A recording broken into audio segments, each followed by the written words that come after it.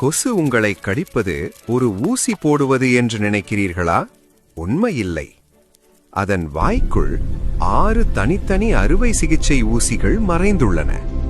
2 ஊசிகள் ரம்பம் போல உங்கள் தோலை அறுத்து வலி உண்டாக்குகின்றன. மற்றொரு ஊசி ஒரு ரேடார் போல உங்கள் இரத்த நாளத்தை தேடி அலைகிறது.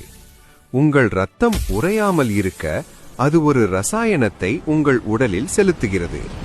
இப்போது ஒரு மோட்டார் பம்ப் போல உங்கள் இரத்தத்தை அது உறிஞ்சத் தொடங்குகிறது.